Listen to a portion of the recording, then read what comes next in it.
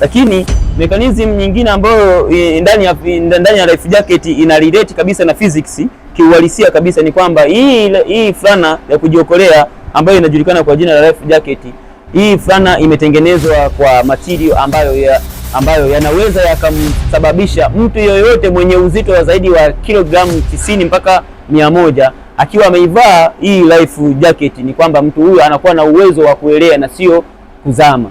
Hii yote ni Archimedes principle, kwamba hii nguo inaweza ikakusababisha wewe kuwa mwepesi kwenye maji, na hata kama ulikuwa mzito, yani hii nguo inakubeba na inakusababisha wewe unapata uwezo wa kuelea.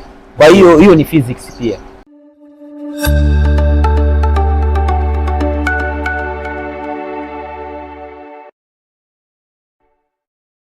Hello, mambo vipi wa Tanzania? Kama kawaida tupo hapa kwenye bandari yetu ya Bukoba. Lengo ni moja, lengo ni kuhakikisha physics inasafiri kutoka darasani mpaka mtaani, na nipo na jamaa wangu hapa ambayo ni jamaa yetu kabisa kutoka kwenye meli ya MV Victoria. Najua anajua mengi kuhusu physics na anajua mengi sana kuhusu jamii yanayozunguka masuala ya kibaharia zaidi. Sasa nisiwe muongeaji sana, tunataka tumuulize maswali kadhaa ambayo yanahusikana sana na physics kwa sababu katika meli hii yapo mengi. Sasa nisiwe muongeaji kama nilivyosema, naomba ni mpe kijiti hiki atueleze kwamba kwenye meli humu ni physics inatumika katika nyanja zipi, na hisi hapo ataweza kutuelezea. Nyaje? Safi kabisa. Fresh kabisa.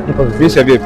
Kama kawaida. Pole na majukumu, lakini pia naomba utupe muda tuweze kuzungumza na wewe kuhusu meli yetu hii ya MV Victoria. Sasa naanza na swali la uzushi kwa haraka haraka.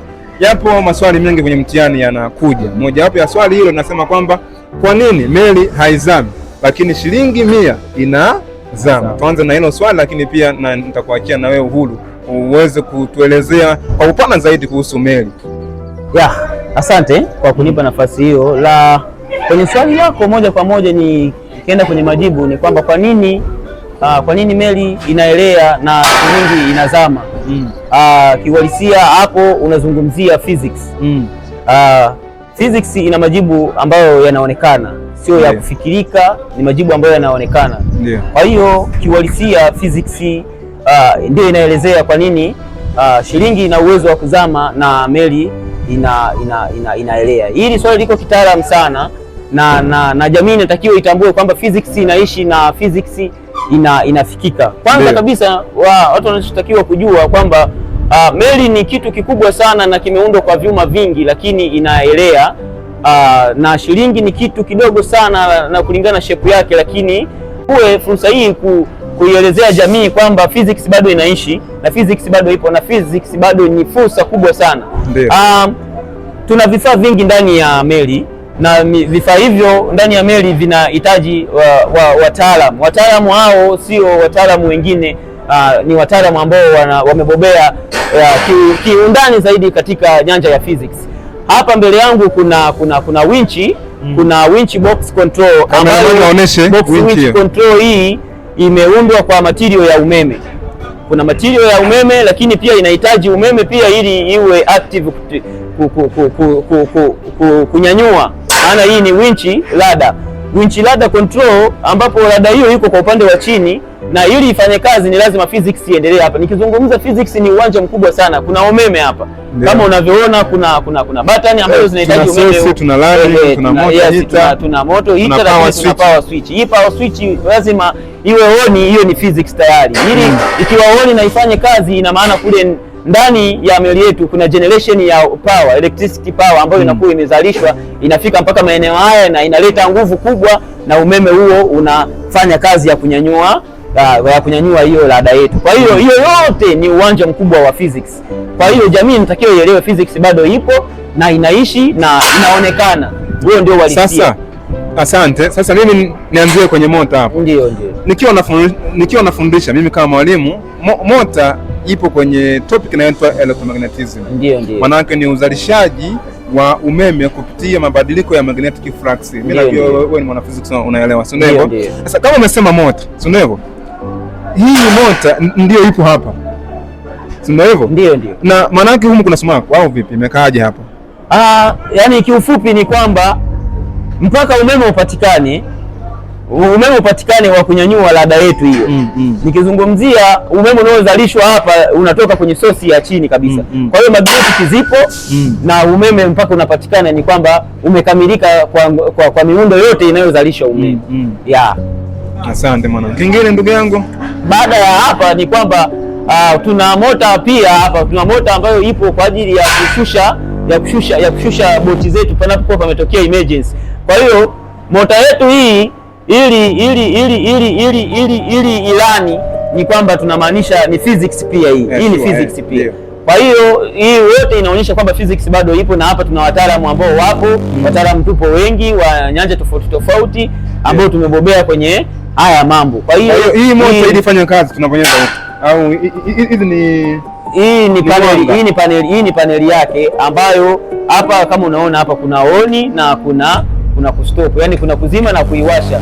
Na ukishaiwasha ina maana kwamba mpaka uombe moto kule chini huo moto unapatikana. Ukishapatikana ndio hiyo mota pia inaweza ikarani, na hapa hatuwezi tukairani kwa sababu physics ina taratibu zake. Hapa kuna hii mota ina oili, ina vitu kama hivi, kwa hiyo mpaka vipimwe, moto uombwe, ukisha kuja basi tunaona kwamba hii mashine yetu inaweza ikarani ikafanya kazi. Sasa swali hapo kama hii inafanya kazi kwa muda ambapo labda kuna emergency, si ndio hivyo?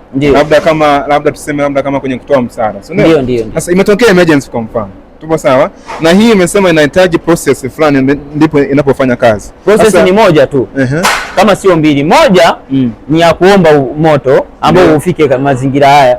Process ya pili ni kukagua oil tu. Hautaweza kuiwasha hii kabla bado hujaikagua oil. Kama unavyoona kifuniko chetu hapa. Hapo ndipo sasa kupima oil na kuangalia. Kwa hiyo hizo process zote zinakuwa zinafanyika, lakini kama hiyo emergency inapokuwa imetokea kabla ya meli kutoka, lazima ikaguliwe ndio meli inatoka. Na inapofika inakaa hivi. Sawa. Ndio. Sawa. Lakini mbali na hapo jaribu kuielezea kwa njia tofauti na hiyo yote inaonyesha kwamba hiyo ni physics.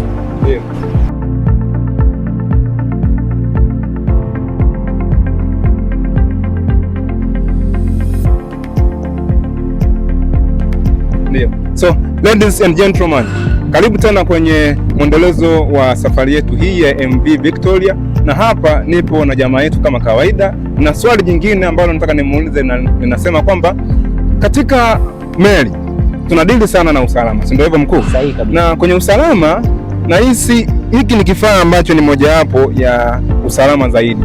Lakini ukiachana na hiki kuna kitu kinaitwa jacket life kama sikosei, si ndio hivyo?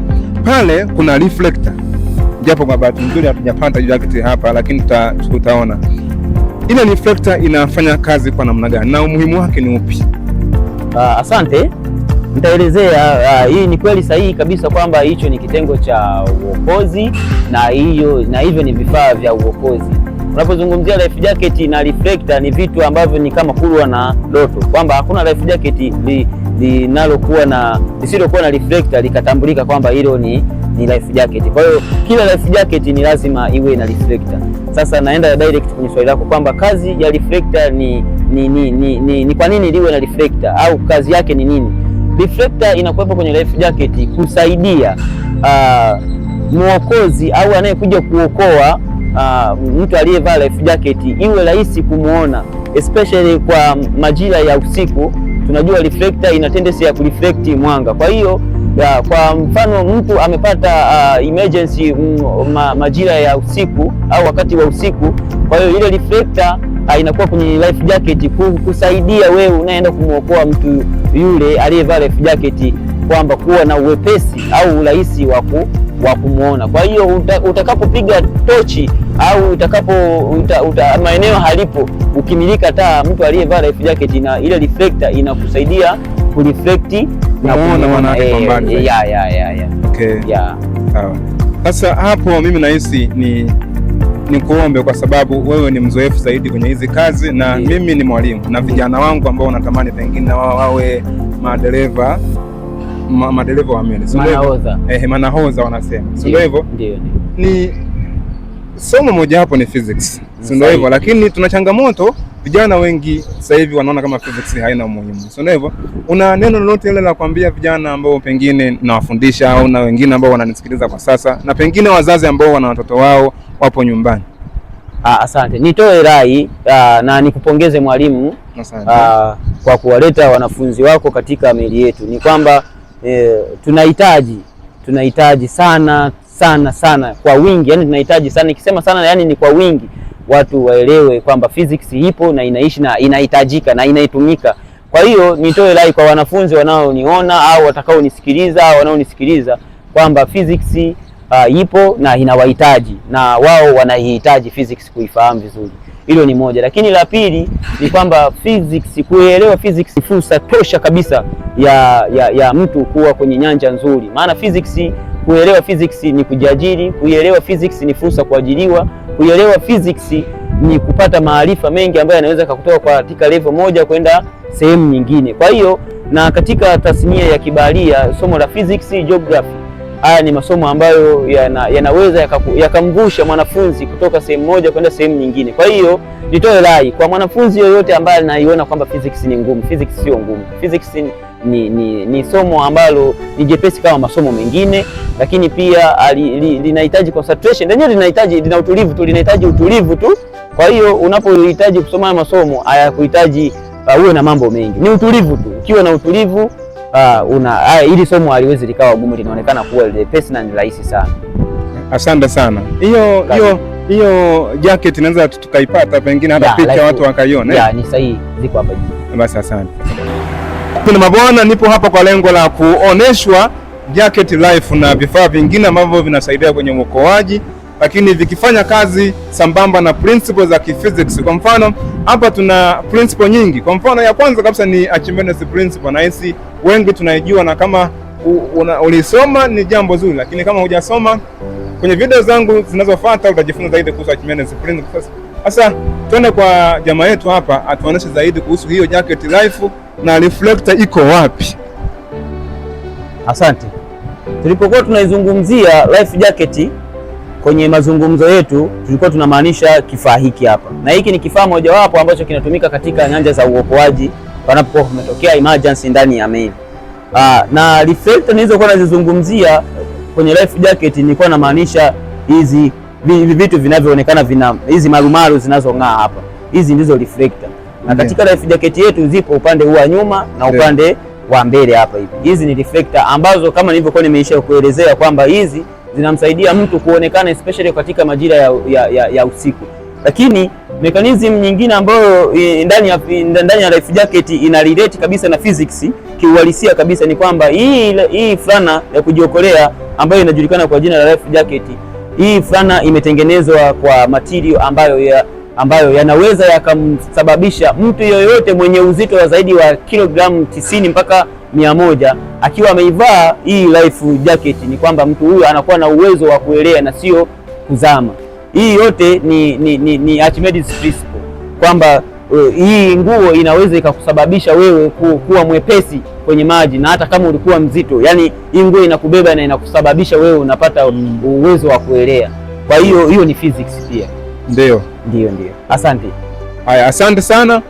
Bibi na mabwana, tukutane katika video zinazofuata, tutaenda kuangalia zaidi ya mambo mengine sana. Bye bye.